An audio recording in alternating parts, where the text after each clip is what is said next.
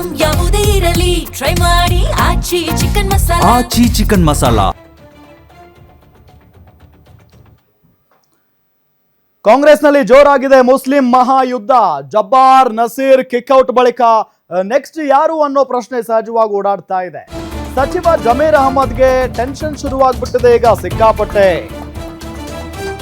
But ಅವರನ್ನ kick out ಮಾಡ್ತಾರಾ ಅಂತ ಅಂದ್ರೆ ಇಲ್ಲ ಅಂತ ಅಂತೀನಿ. ಯಾಕೆ ಅಂತ ಅಂದ್ರೆ ಕಾಂಗ್ರೆಸ್ನಲ್ಲಿ ಅದರಲ್ಲೂ ರಾಜ್ಯ ಕಾಂಗ್ರೆಸ್ನಲ್ಲಿ ಮುಸ್ಲಿಂ ಸಮುದಾಯವನ್ನ ಪ್ರತಿನಿಧಿಸುವ ನಾಯಕರು ಬಹಳಷ್ಟಿದ್ದಾರೆ. ಆದ್ರೆ ಕಾಂಗ್ರೆಸ್ನಲ್ಲಿ ಮುಸ್ಲಿಂ ಸಮುದಾಯವನ್ನ ಹಿಡಿದಿಟ್ಟುಕೊಳ್ಳುವಂತ ಸಾಮರ್ಥ್ಯ ಇರುವಂತ ನಾಯಕ ಯಾರಾದ್ರೂ ಇದ್ರೆ ಅದು ಜಮೀರ್ ಅಹಮದ್ ಖಾನ್ ಅಂತ ಹೇಳ್ತಾರೆ.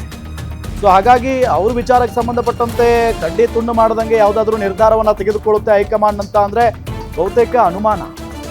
ದಾವಣಗೆರೆಯಲ್ಲಿ ಪಕ್ಷ ವಿರೋಧ ಚಟುವಟಿಕೆ ಆರೋಪ ವಿಚಾರಕ್ಕೆ ಸಂಬಂಧಪಟ್ಟಂತೆ ದೆಹಲಿ ಹೈಕಮಾಂಡ್ ನಾಯಕರು ಜಮೀರ್ಗೆ ಬುಲಾವ್ ಕೊಟ್ಟಿದ್ದಾರೆ ಅಂತ ಹೇಳಲಾಗ್ತಾ ಇದೆ. ಇಂದು ಸಂಜೆ ಸಚಿವ ಜಮೀರ್ ದೆಹಲಿಗೆ ಹೋಗುವಂತ ಸಾಧ್ಯತೆ ಇದೆ. ಹೈಕಮಾಂಡ್ ನಾಯಕರ ಎದುರು ಚುನಾವಣೆಯ ವಿಷಯದ ಬಗ್ಗೆ ವಿವರಣೆಯನ್ನ ನೀಡಲಿದ್ದಾರೆ. ಸಚಿವ ಜಮೀರ್ ಅಹಮದ್ ಆಪ್ತ ಮೂಲಗಳ ಮಾಹಿತಿ ಇದು. ನೋಡಿ, ಎಲ್ಲೊಂದ್ ಕಡೆ ಜಮೀರ್ ಅಹಮದ್ ಅವರ ಮೇಲೆ ಇರುವಂತ ಆರೋಪ ಏನಪ್ಪಾ ಅಂತ ಅಂದ್ರೆ ಈ ಮೊದಲನೇ ಕಾಂಗ್ರೆಸ್ನಿಂದ ದಾವಣಗೆರೆ ದಕ್ಷಿಣ ವಿಧಾನಸಭಾ ಕ್ಷೇತ್ರದಲ್ಲಿ ಒಬ್ಬ ಮುಸ್ಲಿಂ ಅಭ್ಯರ್ಥಿ ಆಗಬೇಕು, ಮುಸ್ಲಿಂ ಮುಖಂಡರಿಗೆ ಟಿಕೆಟ್ ಕೊಡಬೇಕು ಅನ್ನೋದು ಜಮೀರ್ ಅಹಮದ್ ಅವರ ಬೇಡಿಕೆಯಾಗಿತ್ತು. ಸೊ ಅದಾದ ನಂತರ ಅದು ಆಗಲಿಲ್ಲ. ಸೊ ಜಮೀರ್ ಅಹಮದ್ ಖಾನ್ ಅವರು ಕಾಂಗ್ರೆಸ್ ಅಭ್ಯರ್ಥಿಯ ಪರವಾಗಿ ಒಂದೇ ಒಂದು ದಿನಾನು ಪ್ರಚಾರಕ್ಕೆ ಹೋಗ್ಲಿಲ್ಲ ಅಲ್ಲಿ. ಸೊ ಅಲ್ಲೂ ಕೂಡ ಸ್ವಲ್ಪ ಮೈನಸ್ ಆಯ್ತು. ಸೊ ಅದಾದ ನಂತರ ಅಲ್ಲಿನ ಸ್ವತಂತ್ರ ಬಂಡಾಯ ಅಭ್ಯರ್ಥಿಗಳಿದಾರಲ್ಲ ಮುಸ್ಲಿಂ ಅಭ್ಯರ್ಥಿಗಳು, ಅವರಿಗೆ ಫಂಡಿಂಗ್ ಮಾಡಿದ್ದಾರೆ ಅಂತ ಕೂಡ ಆರೋಪ ಇದೆ ಇವರ ಮೇಲೆ. ಸೊ ಹಾಗಾಗಿ ಇದಕ್ಕೆ ಸ್ಪಷ್ಟನೆಯನ್ನ ಕೊಡಬೇಕಾಗಿದೆ. ಈಗ ಹೈಕಮಾಂಡ್ ಕೂಡ ಬುಲಾವ್ ಕೊಟ್ಟಿದೆಯಂತೆ, ಇವತ್ತು ಸಂಜೆ ಹೋಗ್ತಾ ಇದ್ದಾರಂತೆ. ಇದು ಸಚಿವ ಜಮೀರ್ ಅಹಮದ್ ಅವರ ಆಪ್ತ ಮೂಲಗಳಿಂದ ಬಂದಿರುವಂತ ಮಾಹಿತಿ. ಇನ್ನು ಕೇರಳಕ್ಕೆ ನಾನು ಮೋಜು ಮಸ್ತಿ ಮಾಡಿ ಕಳ್ಳಾಟ ಆಡೋದಕ್ಕೆ ಹೋಗಿರಲಿಲ್ಲ, ಕೇರಳಕ್ಕೆ ನಾನು ಪಾರ್ಟಿ ಕೆಲಸ ಮಾಡೋದಕ್ಕೆ ಹೋಗಿದ್ದೆ. ನಸೀರ್ ಅಹಮದ್ಗೆ ಹೀಗಾಗಿದ್ದು ಬೇಸರವಾಗಿದೆ. ನಸೀರ್ ಜಬ್ಬಾರ್ ರಾಜೀನಾಮೆ ಬಳಿಕ ಜಮೀರ್ ಪ್ರತಿಕ್ರಿಯೆಯನ್ನ ಕೊಟ್ಟಿರೋದು. ಜಬ್ಬಾರ್ ರಾಜೀನಾಮೆ ಬಗ್ಗೆ ನನಗೆ ಗೊತ್ತೇ ಇಲ್ಲ ಅಂತ ಜಮೀರ್ ಅಹಮದ್ ಖಾನ್ ಹೇಳಿಕೆಯನ್ನ ಕೊಟ್ಟಿದ್ದಾರೆ. ಹಗಲು ರಾತ್ರಿ ಬಿಸಿಲು ಎನ್ನದೆ ಕೆಲಸ ಮಾಡಿದ್ದೇನೆ, ಹೈಕಮಾಂಡ್ ಕೆಲಸ ಮಾಡಲು ತಾನೇ ನಾನು ಹೋಗಿದ್ದು. ಟಾರ್ಗೆಟ್ ವಿಚಾರಕ್ಕೆ ಜಮೀರ್ ಅಹಮದ್ ಈ ರೀತಿಯಾಗಿ ಪ್ರತಿಕ್ರಿಯೆಯನ್ನ ಕೊಟ್ಟಿದ್ದಾರೆ. ವೇಣುಗೋಪಾಲ್ ನನ್ನ ಮನೆ ಮುಖ್ಯಮಂತ್ರಿ ಘೋಷಣೆ ಮಾಡಿಬಿಟ್ಟಿದ್ದಾರೆ ಅಂತ ಹೇಳ್ಬಿಟ್ಟು ನಾನೇನ್ ಮಾಡಿದೆ, 5ನೇ ತಾರೀಕು ವೇಣುಗೋಪಾಲ್ ಅವರು ಕೇಳ್ಕೊಂಡು ಬಂದೆ. ಅದಕ್ಕಿಂತ ಮುಂಚೆ ಮಾನ್ಯ ಮುಖ್ಯಮಂತ್ರಿಗಳು ಫೋನ್ ಮಾಡಿದ್ರು ನನಗೆ, 30ನೇ ತಾರೀಕು 31 ಬಾಗಲಕೋಟೆ ಮಾಡಬೇಕು, 1-2 ದಾವಣಗೆರೆ ಮಾಡಬೇಕು, ನೀನು 29ನೇ ತಾರೀಕು ನೈಟೇ ಹೊಡ್ಬಾ ಅಂತ. ನಾನು ವೇಣುಗೋಪಾಲ್ಗೆ ಹೇಳಿದೆ, ನಾನು ಈ ಥರ ಮಾನ್ಯ ಮುಖ್ಯಮಂತ್ರಿಗಳು ಫೋನ್ ಮಾಡಿದ್ರು ಸರ್, ನಾನು ಹೋಗ್ಬೇಕಾಗ್ತದೆ, 30ನೇ ತಾರೀಕು 31ಗೆ ಬಾಗಲಕೋಟೆ ಮಾಡಕ್ಕೆ ಹೇಳಿದ್ದಾರೆ, 1-2 ದಾವಣಗೆರೆ ಮಾಡಕ್ಕೆ ಹೇಳಿದ್ದಾರೆ ಸರ್, ಹೋಗ್ಬೇಕು. ಇಲ್ಲ, ನಾನು ಮುಖ್ಯಮಂತ್ರಿ ಜೊತೆ ಮಾತಾಡ್ತೀನಿ. ನಾನು ಮುಖ್ಯಮಂತ್ರಿ ಜೊತೆ ವೇಣುಗೋಪಾಲೇ ಮಾತಾಡಿದ್ದಾರೆ. ಇಲ್ಲ ಅಗತ್ಯ ಇದೆ, ಅವರು 4ನೇ ತಾರೀಕುವರೆಗೂ ನಾನು ಕಳ್ಸಕ್ಕಾಗಲ್ಲ ಅಂತ ವೇಣುಗೋಪಾಲ್ ಮುಖ್ಯಮಂತ್ರಿಗೆ ಮಾತಾಡಿದ್ದಾರೆ. ನಾನು ಯಾವ ಕೆಲಸ ಮಾಡ್ತಾ ಇದ್ದಿದ್ದು? ಈಗ ಹೈಕಮಾಂಡ್ ಕೆಲಸ ತಾನೆ. ನಾನು ಕೇರಳದಲ್ಲಿ ನಾನೇನ್ ಮೋಜ್ ಮಸ್ತಿ ಮಾಡ್ಕೊಂಡಿದ್ನಾ? ನಾನ್ ಮಾಡಿದ್ದು ಪಾರ್ಟಿ ಕೆಲಸನೇ ಮಾಡಿರೋದು. ನನ್ ಜವಾಬ್ದಾರಿ ಕೊಟ್ಟರು 5ನೇ ತಾರೀಕು ಮಾಡಿ ಅಂದ 5ನೇ ತಾರೀಕು ಬಂದಿದ್ದೀನಿ.